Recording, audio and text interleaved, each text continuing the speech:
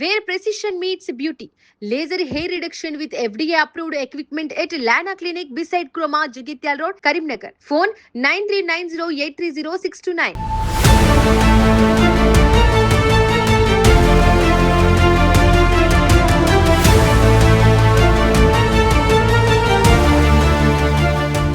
కరీంనగర్ సహకార urban bank రాజకీయాలు రసవత్తరంగా మారాయి. సో మరోసారి ఇప్పుడు కరీంనగర్ లో కలకలం రేపుతున్నాయి ఈ అర్బన్ బ్యాంక్ రాజకీయాలు. ఏదైతే నూతన పాలక వర్గం ఎన్నికైందో సో ఎన్నికల్లో చాలా అవకతవకలు జరిగాయి అంటూ కూడా మాజీ చైర్మన్ గడ్డం విలాస్ రెడ్డి ఒక పక్క హైకోర్టుని మరొక పక్క వరంగల్ సహకార ట్రిబ్యునల్ ని ఆశ్రయించడం జరిగింది. అసలు ఎలాంటి స్టేట్మెంట్ ఇవ్వకుండానే ఎక్కువ పబ్లిసిటీ చేయకుండానే ఎన్నికలు నిర్వహించారు. 45 రోజుల్లో పూర్తి కావాల్సిన ఎన్నికలు జస్ట్ 13 రోజుల్లోనే కంప్లీట్ చేశారు. ఈ ఎన్నికల్లో చాలా అవకతవకలు జరిగాయి అంటూ గడ్డం విలాస్ రెడ్డి ఇటు ట్రిబ్యునల్ ని అటు హైకోర్టును ఆశ్రయించడం జరిగింది. అయితే హైకోర్టు ఉత్తర్వులు ఇంకొక 10 రోజులు టైం పట్టేటట్టుంది. హైకోర్టు ఉత్తర్వులు వచ్చేసరికి సో ఉత్తర్వులు వచ్చిన తర్వాత స్టే తీసుకుందామనే ఆలోచనలో ఇప్పుడు ఎవరైతే నూతన పాలక వర్గం కర్రా రాజశేఖర్ వాళ్ళు ప్రయత్నిస్తూ ఉంటే మరోపక్క ట్రిబ్యునల్ ఆల్రెడీ తీర్పు ఇవ్వడం జరిగింది. సో ఎన్నికల్లో అవకతవకలు జరిగాయి. సో పాత పాలక వర్గాన్ని మళ్ళీ కొనసాగించాలి అంటూ వరంగల్ సహకార ట్రిబ్యునల్ తీర్పు ఇవ్వడం జరిగింది. దీంతో పాత పాలక వర్గం మాజీ చైర్మన్ గడ్డం విలాస్ రెడ్డి మళ్ళీ ఈ రోజు ఛార్జ్ తీసుకోవడం జరిగింది. సో చరిత్రలో సహకార అర్బన్ బ్యాంకుల్లో ఇది ఫస్ట్ టైం అని చెప్పొచ్చు. మళ్ళా ఎలక్షన్స్ జరిగిన తర్వాత దాన్ని రద్దు చేసి పాత పాలక వర్గాన్ని మళ్ళీ కొనసాగించడం ఇది ఫస్ట్ టైము. ఈ రోజే మరి గడ్డం విలాస్ రెడ్డి గారు ఛార్జ్ తీసుకోవడం జరిగింది. సో ఏంటి అసలు ఏం జరిగింది అనే విషయాలన్నీ కూడా తనని అడిగి మరిన్ని విషయాలు తెలుసుకుందాం. Let's come. మరి ఈ రోజే ఛార్జ్ తీసుకున్నారు గడ్డం విలాస్ రెడ్డి గారు, ప్రస్తుతం మనతో ఉన్నారు, తనతో మాట్లాడేద్దాం. సార్ నమస్తే. నమస్తే అండి.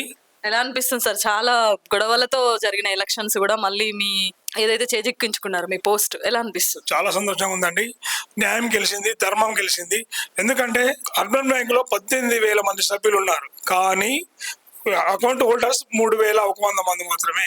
యాక్చువల్ గా 3,100 మందికే ఓటు హక్కు ఇవ్వాలి, కానీ 18,000 మందికి ఓటు హక్కు ఇచ్చుకుంటూ అందులో కొంతమంది తీసేసినాం అని చెప్పి వాళ్ళకి అనుకూలంగా ఉన్న 9,000 మందికే మాత్రమే ఇచ్చారు. దానివల్ల నేనేం చేశానంటే ఎలక్షన్ నేను నా టర్మ్ 14/10/2025 రోజు అయిపోయింది. అయిపోయిన తర్వాత 15 డేట్ నాడు ఎలక్షన్ కమిషన్ నోటిఫికేషన్ ఇచ్చింది.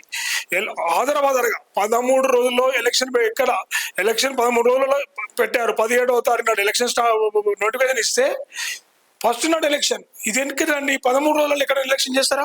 45 రోజులు యాక్చువల్లీ 45 రోజులు చేయాలి. వాళ్ళు చేశారు. పేపర్ ప్రకటన లేదు, రిజర్వేషన్లు లేవు. నేను బాగా చెప్తా ఇచ్చాను.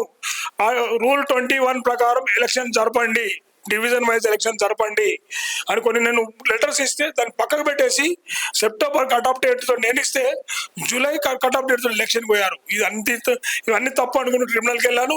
ట్రిబ్యునల్ నా వాదనలు అంగీకరించి వాళ్ళు ఎవరైతే ఎన్నికైందో వాళ్ళ మీద స్టే ఇచ్చి ఎన్నికల ముందు ఏదైతే కమిటీ ఉందో అదే కమిటీ నియమించుకుంటూ ఆదేశాలు జారీ చేసింది. ఇప్పుడు ఇదేంటి సార్? ఇదేనా అది తీర్పు? 84 పేజీలు. ఒకటి ఏంటంటే IA number 163 of 2025, OP number 1 of 2000. నాతో పాటు మంగి రవి తర్వాత అలుగు విద్యాసాగర్, నేను ఒక్కడిని, నాదొక కేసు, వాళ్ళిద్దరిది ఒక కేసు, మొత్తం 2 కేసులు వేసాము. ఈ 2 కేసులు కలిపి జడ్జిమెంట్ ఇచ్చింది.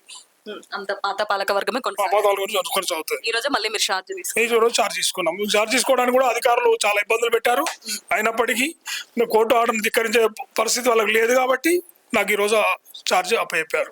సో చూస్తున్నారు కదా సార్ చెప్పింది. సో ఎన్నికల్లో అవకతవకలు జరిగాయంటూ కూడా వరంగల్ సహకార ట్రిబ్యునల్ ని ఆశ్రయించారు.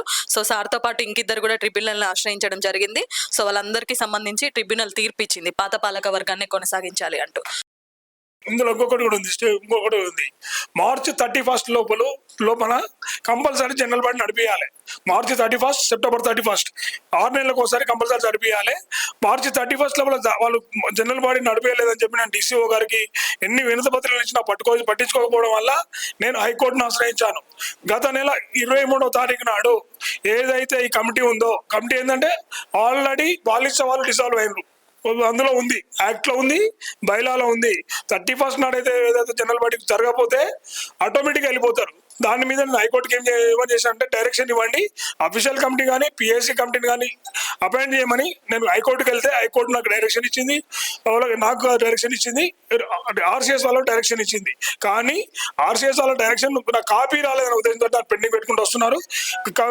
హైకోర్టులో చాలా కేసులు ఉండడం వల్ల కాపీ రాలేకపోయింది. ఇవాళ రేపు కాపీ వస్తుంది.